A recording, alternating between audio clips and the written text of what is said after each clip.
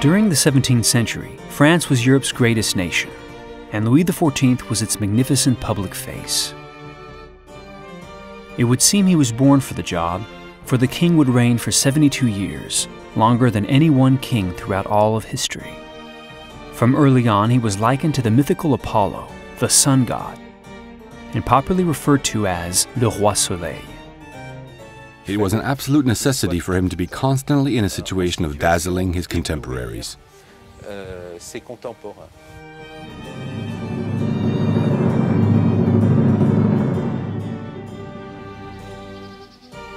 Louis's relationships would reveal a personality that thrived on the notion of absolute rule. With everyone, his family, his women, his closest advisors, his court, his clergy, his subjects, and his neighbors, he demonstrated a need to dominate and control. Louis embraced the classical image of the Sun King, writing in his memoirs, "The sun, by the light which it shines on those other stars, which surround it like a court, is most assuredly the most vigorous and the most splendid image of a great monarch." Throughout his reign, Louis held unprecedented power and privilege. He increased his territories and achieved success in building a unified identity for France. He succeeded to elevate his country's cultural reputation above all others. The Sun King was truly larger than life, a remarkable man, but a man essentially flawed, for some believe he may have confused his own glory with that of France.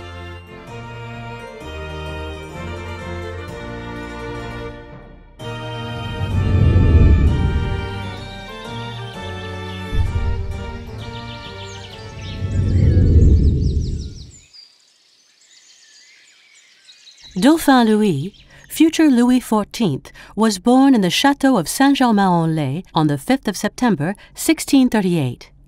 He was the son of Louis XIII and of his Spanish queen, Anne of Austria. In 1615, it's 5 years since Ravaillac stabbed Henry IV to death. Louis XIII is only 9, and the reason for the regency setup. His mother, Marie of Médicis, ends up being the sole regent.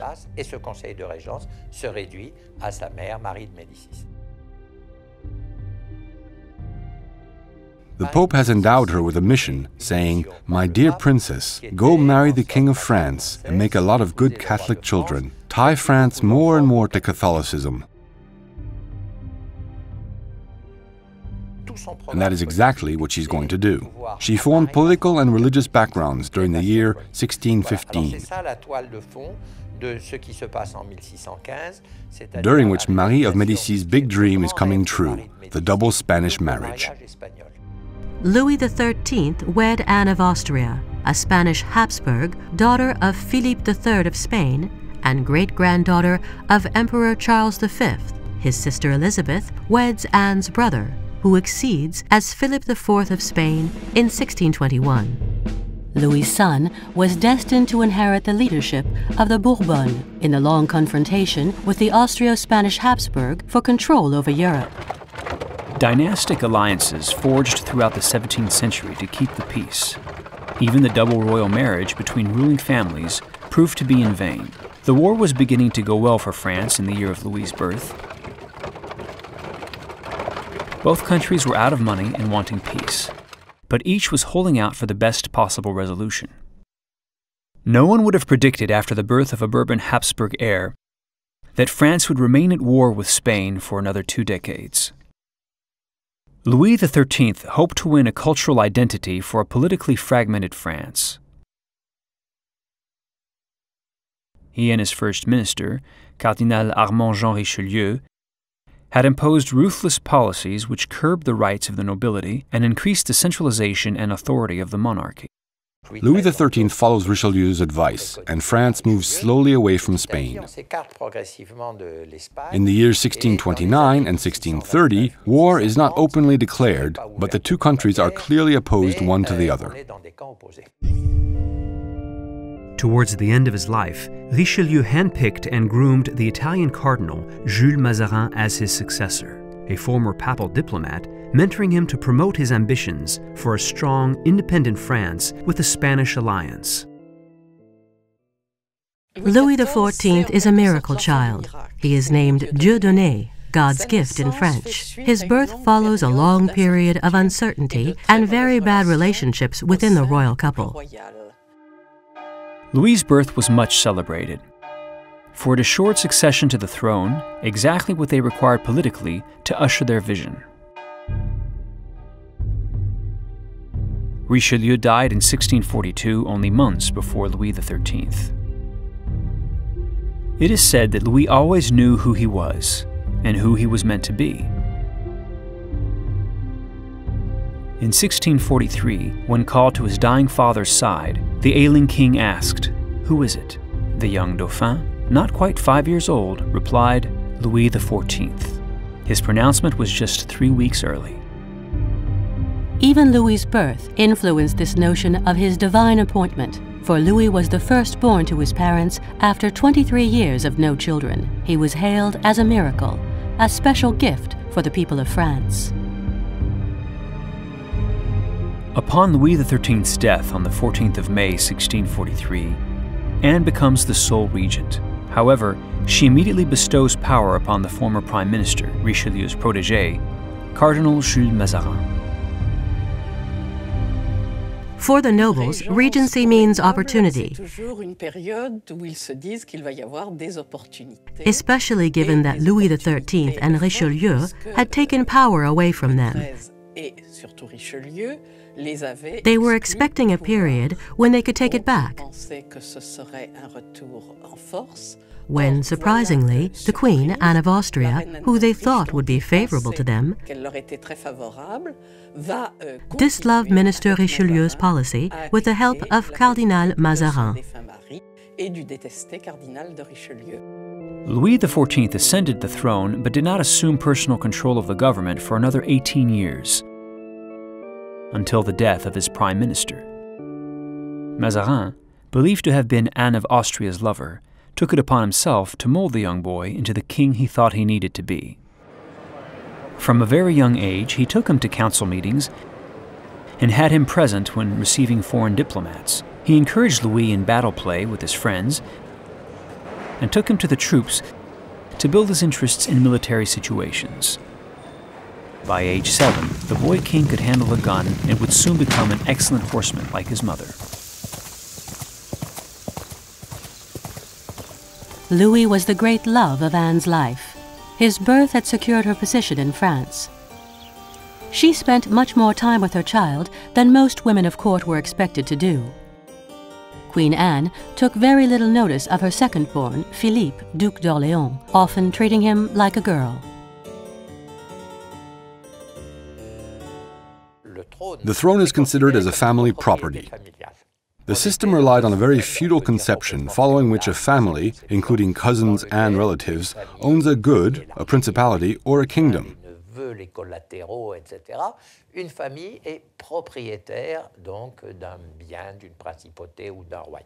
So when Marie of Médicis decides to have herself proclaimed as sole regent, princes of blood's teeth begin to gnash, for they believe they deserve part of the power. Louis was just 10 when his country entered a tumultuous period of civil war called the Fronde in 1648, an upheaval that would afflict France for 4 years.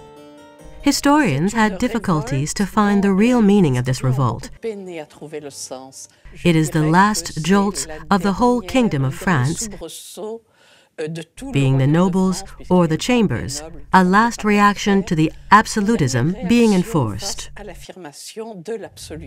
The Fronde was a reaction to the increasing power of both the foreign minister, Mazarin, and the foreign regent, Anne of Austria. They were threatening to permanently shift the balance of power away from Parliament and towards the crown. It is a dramatic episode of young Louis's life, during which Anne of Austria and Mazarin had been very close to losing the power.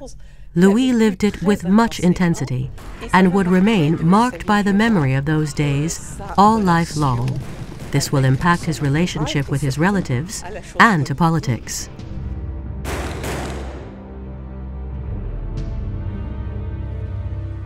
Anne of Austria will maneuver with extreme efficiency.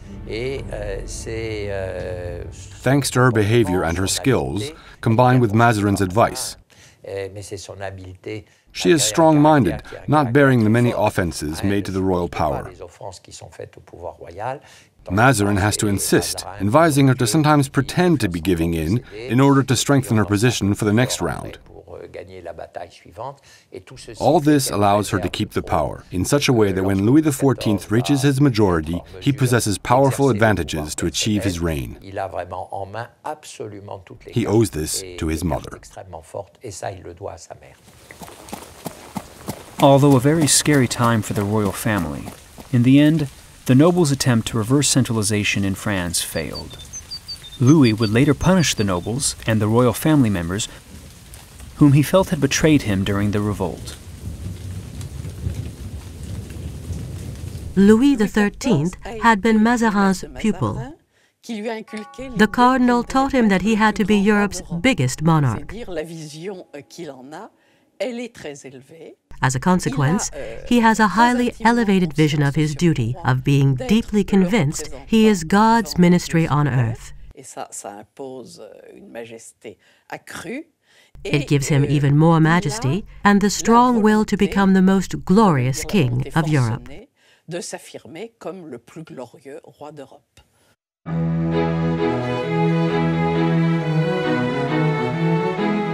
By the early 1650s, Mazarin increased his tutelage to daily instruction on domestic and foreign matters. By the last years of Mazarin's life, Louis, between the ages of 15 to 22, was being inducted on a daily basis into the affairs of state, presiding over council meetings and greeting visiting dignitaries. The political situation between France and Spain meant that for most of Louis's life, his country had been at war. Consequently, he was instructed in how to govern a country which needed to win a war and was desperately short of funds. By the time Louis had reached his late teens, he had inherited from his mother and surrogate father a sense of responsibility to God for the use of the sovereign authority bestowed on him. His destiny was to use that authority to become the embodiment of the glorification of France. Louis danced the role of Apollo, god of the sun, in a ballet at the age of 14. The image of Louis as the Sun King was carefully cultivated. He had a natural, majestic quality.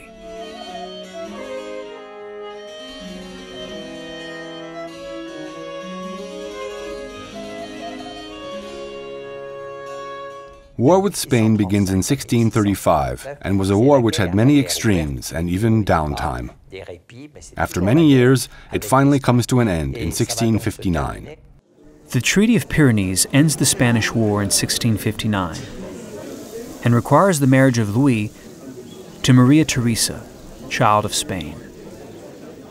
It was negotiated and fulfilled in 1660 on the neutral island of Île-des-Faisans.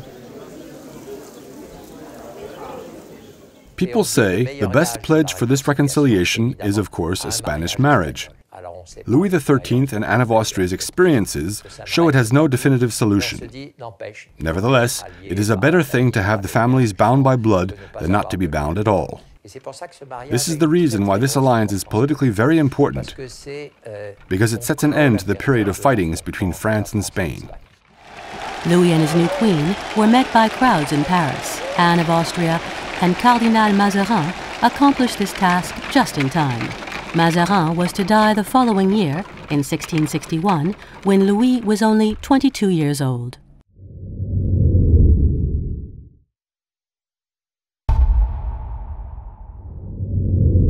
The Pope has no power over him. Neither does the Emperor. This situation upsets the Pope very much. It upsets the Habsburg, too. But the King of France said, "I owe you nothing. I only owe to God and my own conscience." Following the death of Mazarin, Louis XIV seizes the reign of power and works to consolidate it. The first order of business is to punish the disobedient nobility. He banishes from the King's Council all members of the nobility. He does not and will never in the future replace the Prime Minister. The coup d'etat stuns the court. When Mazarin dies, he is a rich man. He leaves Louis all of his money, collections of sculpture, art, and furnishings. But it is said that the most precious gift that Mazarin bequeaths to Louis is Jean-Baptiste Colbert, Colbert would be Louis's principal advisor for 20 years, following the blueprint mapped out by Richelieu for strengthening France. Colbert is becoming the kingdom's new strongman, but not as a principal minister. He is a devoted minister to the state. He and his family will become one of the most powerful clans. His family will receive important charges in the Royal Marine. He will bear control of the finances, the royal buildings, and the entire kingdom's economical direction. Colbert was to replace Louis XIII's intendant of finance, Nicolas Fouquet. Colbert came from humble beginnings, but Mazarin had recognized his brilliance at an early age.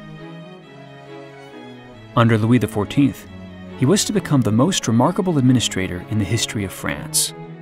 Louis had cleaned house and consolidated his power. Now, with the talented Colbert, he was poised to modernize France. The commencement of Louis's personal reign was marked by a series of administrative and fiscal reforms. The French treasury stood close to bankruptcy. Colbert reformed the financial system. He reduced the national debt through more efficient taxation. The Hadis and douane were custom duties, the gabelle, a tax on salt, and the taille, a tax on land. Colbert also undertook a vigorous public works program and began plans to strengthen commerce and trade. Later, he created the French Navy from almost nothing. With his military strength, Louis XIV would supplant the Netherlands as Europe's linchpin to the east.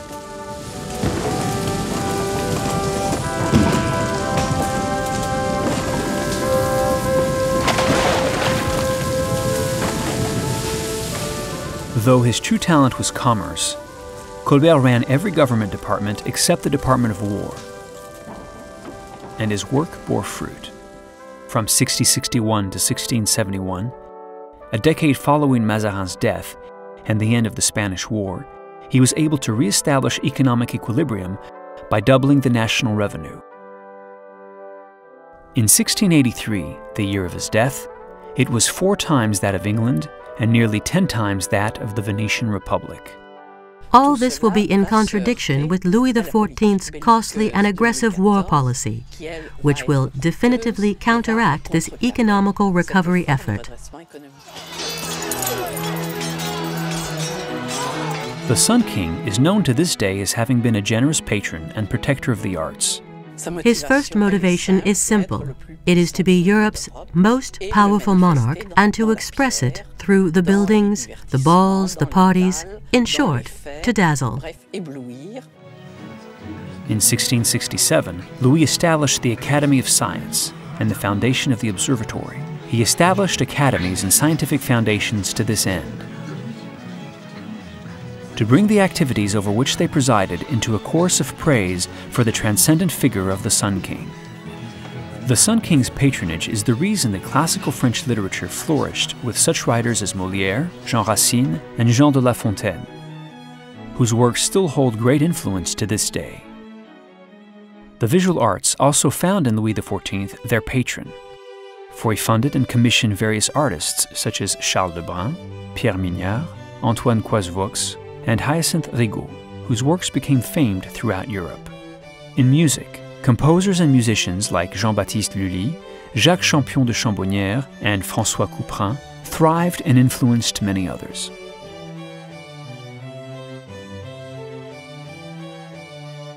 Colbert's hard work and able administration throughout the 1660s allowed Louis to shift away from the rebuilding of France and towards his plan to retreat to the countryside and rebuild Versailles, his father's old hunting lodge.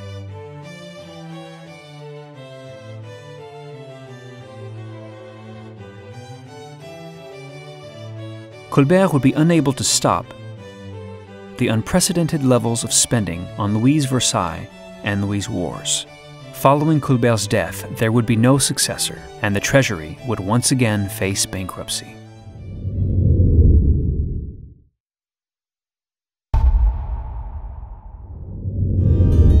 Louis was a healthy and robust man with an equally healthy libido. It was quite customary for the king to have a wife chosen for political purposes and to have an official mistress more of his own personal choosing. To confound matters, Louis was also a devout young man. He was knowledgeable in his conservative Orthodox theology, never failing to observe the outward forms and trying not to sin. An obvious question, one which has to be difficult to answer, becomes: how did Louis reconcile this clash of values within himself, his extramarital affairs, and his commitment to God? Louis XIV se confessait de ses frasques et ses directeurs de conscience successifs. Louis XIV was confessing his indiscretions when his spiritual advisors said he should try and stick back to more virtuous ways. But he continued to endow himself to his human nature.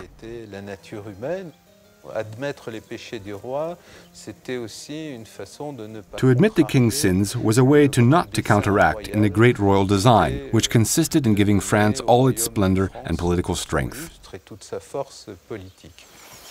Having to fulfill the role of a quasi-god was bound to create moments of doubt or inadequacy in the young king.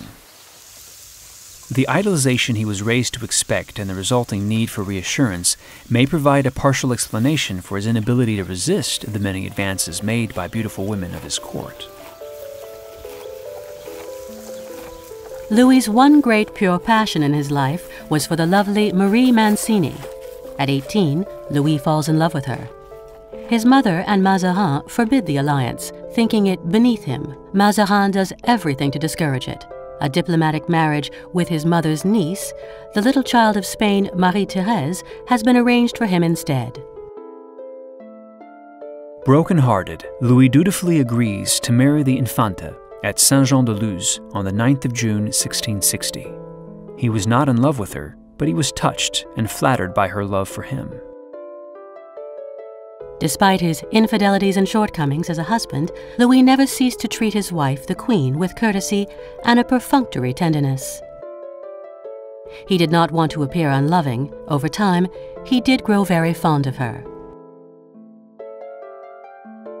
The Grand Dauphin, Louis de France, Louis's only surviving child with Marie-Thérèse, is born the following year in 1661. It is difficult to know how many pregnancies she had, but she is known to have had at least 6 miscarriages. In 1661, the king's brother, Philippe, Duc d'Orléans, known as Monsieur, marries Henrietta Anne of England. Astonishingly, Louis immediately begins a liaison with her. Anne of Austria is shocked by such behavior. To avoid further reactions, Henriette Anne suggests Louis feign interest in one of her ladies-in-waiting so that they might use this pretense to keep secret their relationship. This proves to be a bad move, for it takes no time at all for the girl, meant as his cover, to end up as his lover. Henriette chooses Louise de la Vallière. The young virginal Louise was in awe of her king's divinity, but she fell in love with him for himself. He falls for her blonde hair, blue eyes, pale skin, shyness, and adoration of him, and takes her for his mistress. Despite Louis's multiple infidelities, he always returned to his wife at night. Marital relations were interrupted only for a period of some months when the Queen withdrew in protest at Louis's love affair with Louise de la Vallière. The Queen Mother had to intervene before normality was restored. Louis promised his wife that after he turned 30 he would change his ways and start acting like the good husband. All his life, Louis XIV would be his mother's favorite child. It is well known how sad he had been when she died, and it is likely that this kind of love between mother and child somehow undermined his relationship with Maria Theresa, his wife, who he will always perceive as less skilled, less politically brilliant than his mother was.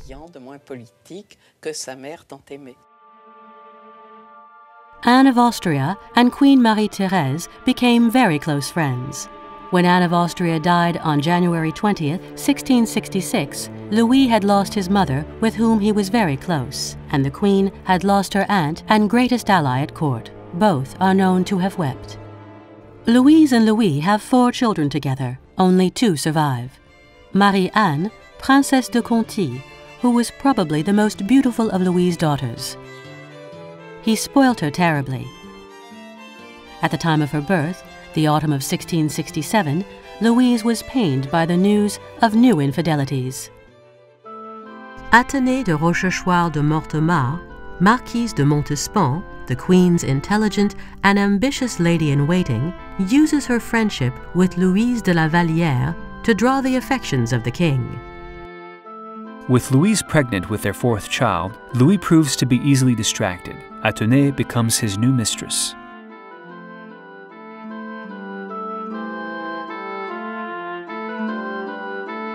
Madame de Sévigné writes of her beauty. Louis found her fascinating. All in all, they were not well suited.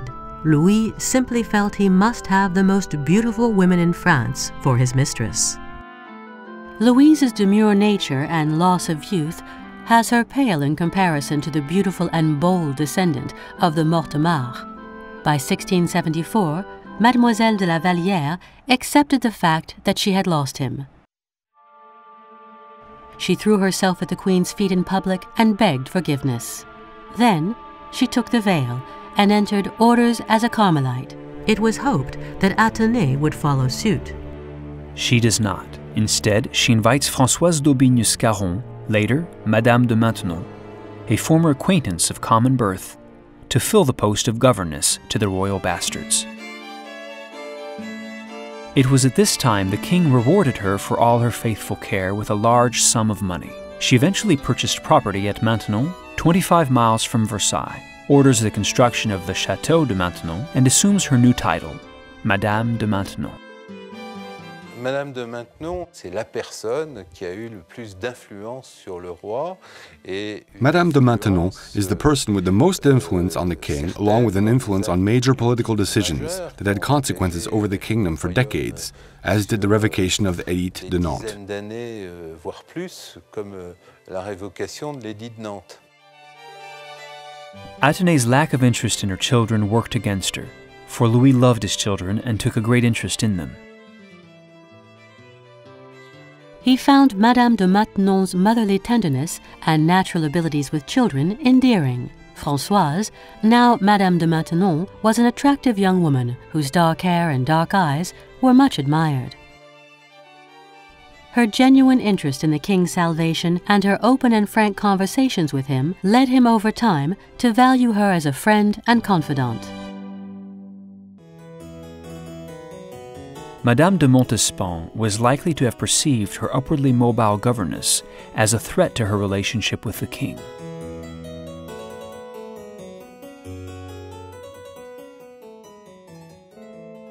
After years of covert attacks on Louis's adulteries, in 1675, the Catholic Church intervenes more directly. A priest ambushes the king's mistress, suddenly refusing the sacrament of penance to her during Holy Week, essentially barring her from the Holy Communion at Easter.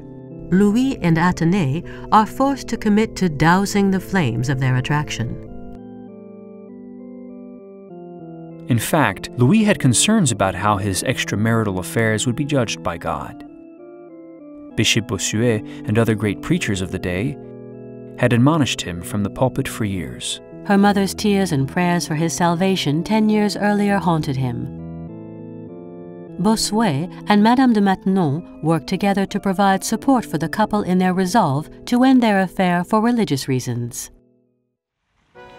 After returning from Flanders and the Dutch War, the king assured Bossuet that there was no need for concern as Athénée was living in Clagny.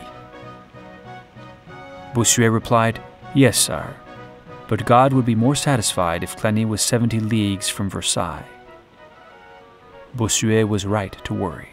Having spent time with the irresistible girl, he predicted that Athénée would be a hard habit to break. He was right. Louis soon allowed Athénée back to court with the stipulation that she was to be with chaperones whenever in Louis's presence. Their resolve does not last, and they are soon back in each other's arms. With her strength and charm, Athénée held the restless Louis to her for more than a decade. But after so many children, Athénée's weight became the talk of courtiers. It was then that it seemed that Louis's passion for his secret wife had run its course. He was 40. In the winter of 1678, following the Dutch War, history seemed to repeat itself. Although not gifted with intellect, The 18-year-old Angélique de Fontanges was the greatest beauty to appear at the court within living memory. She had no difficulty in realizing her ambition to seduce the king. The king slept with her almost at once. He tried to keep it a secret from Madame de Montespan and Madame de Maintenon. But it soon became evident to all that the king was completely enslaved. With no time, she was ordering him about in a way no other woman had ever dared to do. She quickly became a duchess and the king's mistress. At first, not believing her to be much of a rival, Madame de Montespan did nothing to stop Angélique.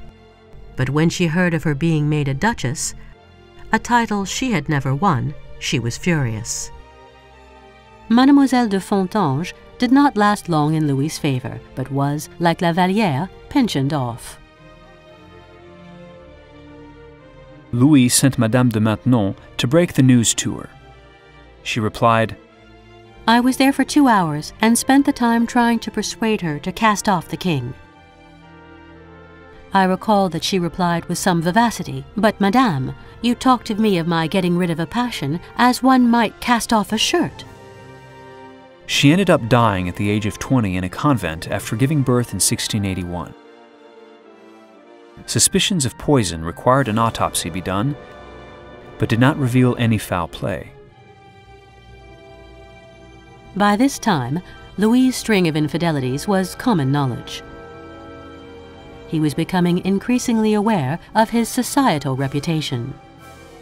When he was younger, his indiscretions were more widely accepted as the dalliances of youth. Now that he was approaching midlife, his appetite was seen as a vice, diminishing his authority at court. Despite the fact that she was only a few years older than he, a woman of minor birth and the widow of a dubious artist, Madame de Maintenon was becoming his constant companion for advice, solace, and encouragement. By 1682, Louis supposedly renounced his sins of the flesh and devoted himself to the Queen. Marie-Thérèse is overjoyed to finally have the king's undivided attentions. However, it appeared that the king's heart remained elsewhere. When the court went for its annual visit to Fontainebleau, Madame de Maintenon went too, despite the fact that Madame de Montespan stayed at Versailles. And when the king went to visit his regiments in May of that year, Madame de Maintenon accompanied the queen once again. The queen's joy was short-lived. Upon her return to Versailles, she developed an abscess under her arm and died 2 months later at the end of July 1683.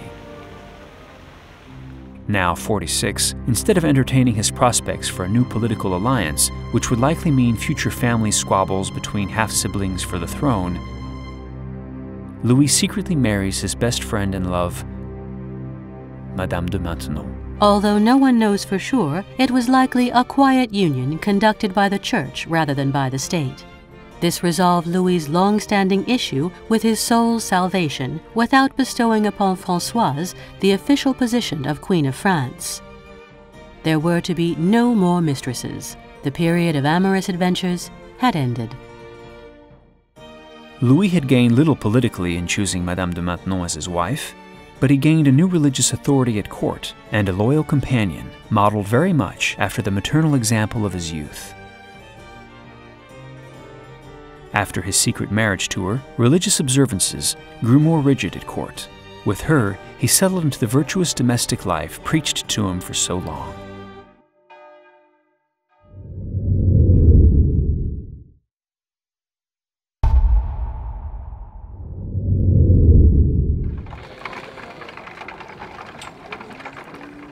In many ways, the slow transition from the feudal system to a modernized central government created meaningful change for many people, releasing them from a contract of obedience towards their lord and increasing opportunities for developing a trade and working their way out of poverty.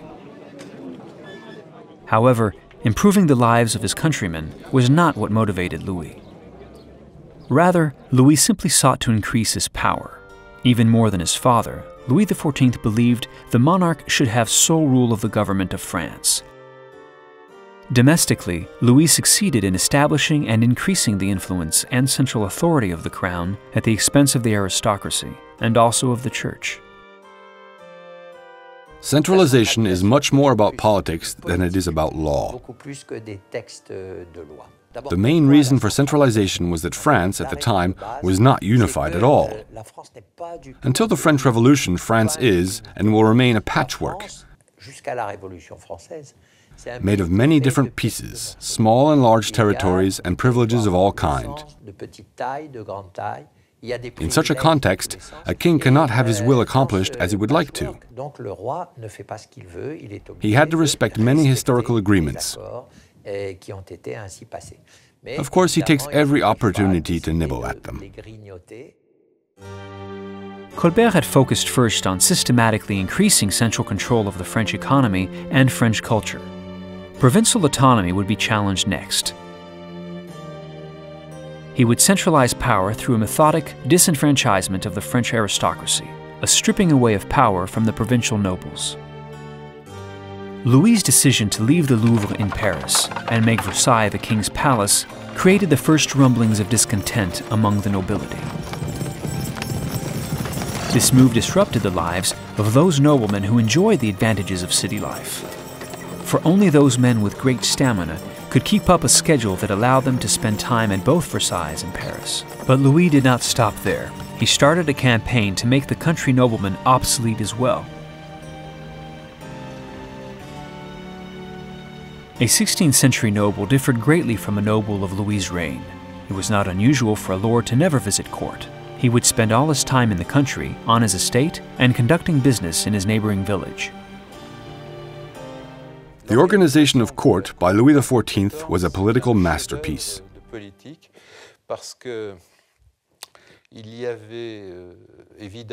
There were still many remains of feudalism, even after the work of Henry IV. Louis enforced a new policy which forced many leading nobles to take on the life of a courtier.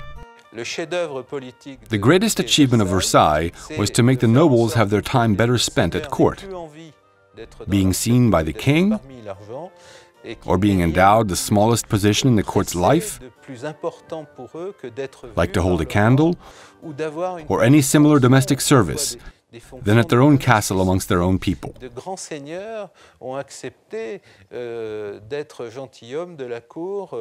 Great lords have accepted to become courtiers just to have the honor to hold the king's cloth, or to carry his sword, to take part in public life scenes where it was important to be seen. Louis continued the work of his predecessors to create a centralized state governed from the capital in order to sweep away the remnants of feudalism which had persisted in parts of France. If he could eliminate the hierarchy of power that was the tradition of the feudal system, he would see his own power increase. Meanwhile, when the gentlemen are at court, intendants are sent to their lands. Louis XIV not only triumphs with his conception of the court, but through the use of his intendants, later called prefects. They are the ones who will actually rule the duchies and who replace the lords.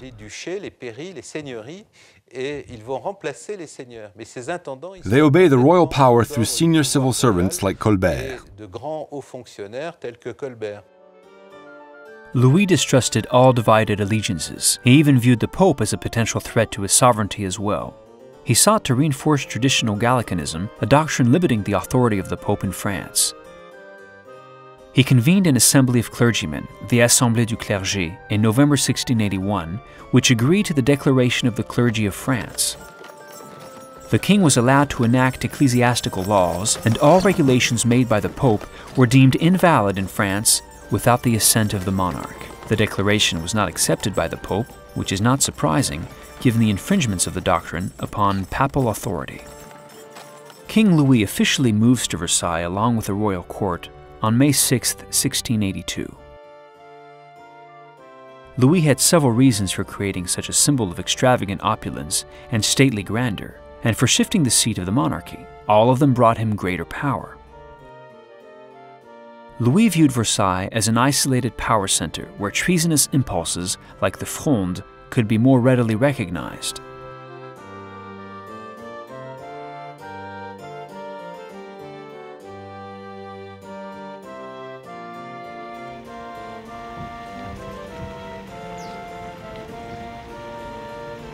In this controlled setting, instead of exercising power and potentially creating trouble, the nobles vied for the honor of dining at the king's table,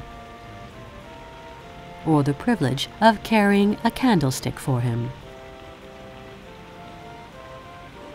We owe a lot of what we know about King Louis's court to strong diarist Duke of Saint-Simon, longtime personal friend of Louis XIII and Philippe's second wife, the Duchess d'Orléans, nicknamed L'Isolette. They provided more useful information than the official court-appointed historian, Louis's favorite playwright, Jean Racine. The Marquise de Sévigné was also a source of interesting material. A beautiful and charming intellectual of her day, she was often a guest at Louis's parties and wrote very eloquent but frank correspondences describing the happenings at court. The king's good looks had faded, but his commanding presence only grew. Louis XIV perfected the use of grandeur and show at Versailles. His defense of this once again reveals a logical and practical style, but the king did not just seek to impress his subjects. By this time in European history, kings in general were in the habit of emptying state coffers to build even grander castles. Like all things, Louis XIV took it to the extreme. The importance of the facade was both figurative and literal. The actual facade of Versailles, its structural appeal from the outside, was more important to Louis than the practicality of design or its ability to deliver comforts to its inhabitants. When told that the fireplaces would smoke if the chimneys weren't made taller, Louis chose to endure the smoke rather than mar the external order and symmetry of Versailles.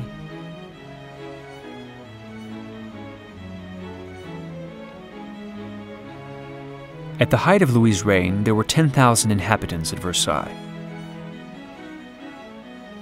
It took a staff of 5,000 to maintain it. The social structure was based on a foundation of a hereditary system from the highest to the humblest of positions.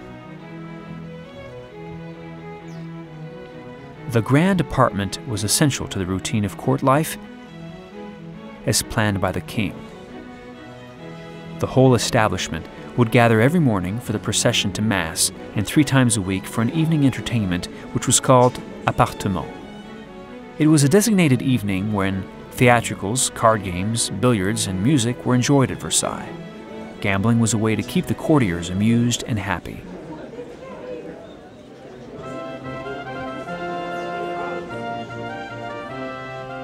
Fontainebleau was the loveliest of royal residences, and the only royal palace that Louis did not feel required major architectural changes.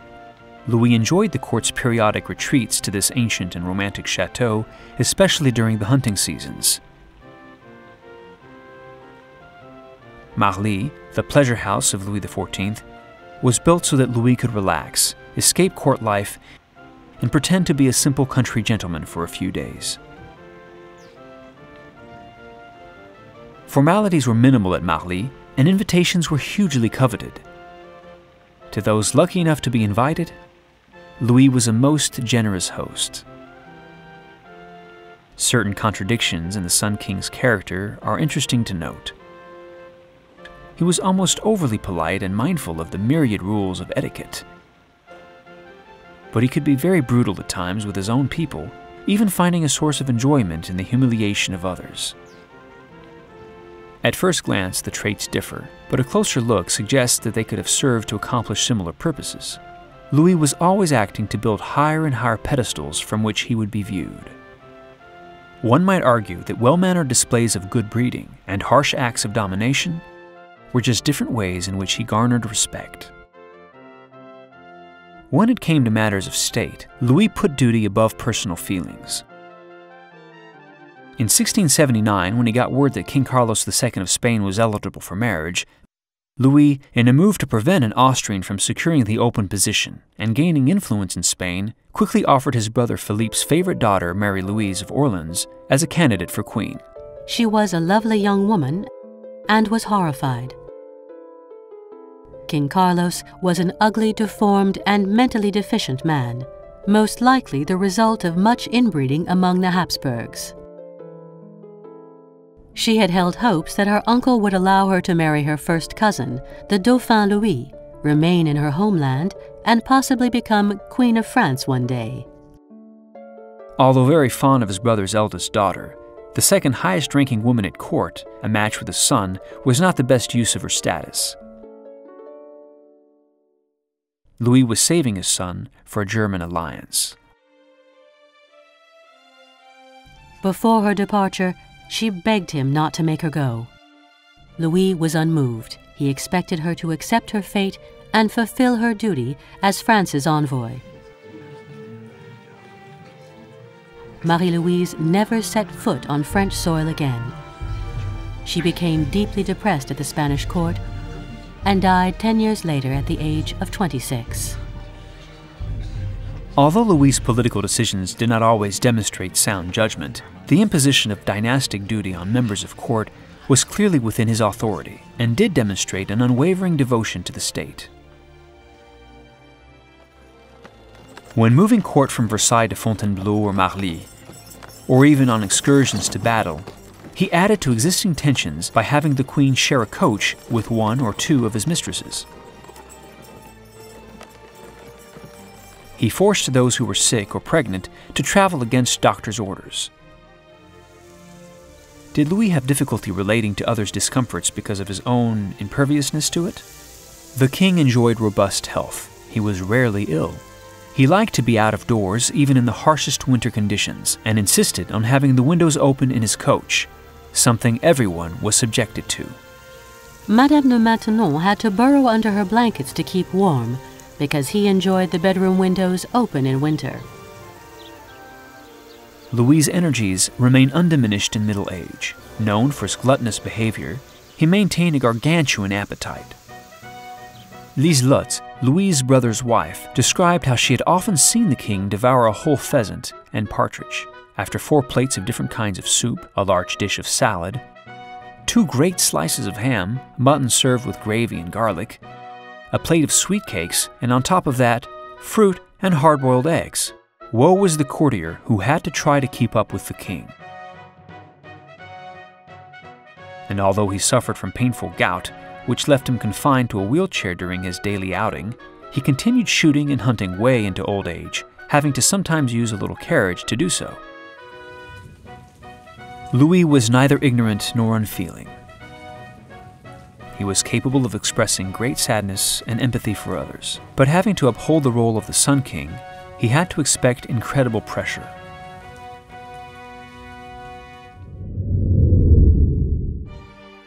Louis XIV had an appetite for life and a grand flair unlike any other king of France. By midlife, and after much struggle, Louis XIV resolved the clash of personal values that threatened his salvation. He was able to concentrate all powers, keeping the nobles under control and moving away from the dangers of Paris. He would never come to resolve the inner conflict between his role as the powerful Sun King, commissioned to build and sustain the greatness of France, and his guilt at the effect of his reign on his people, whom he was charged with protecting. The following episode highlights how Louis XIV's reign shaped the exceedingly rich, diverse, and powerful culture. It details the building of Versailles, the city and the country from which the Sun King dazzled all of Europe and became the envy of the world. Then it follows Louis' seemingly endless wars. 1 out of every 2 years of his reign would be spent at war. And finally, it documents the late life of Louis XIV, his fading glory, the tragedy that befell his family, along with the vulnerable state in which he left France.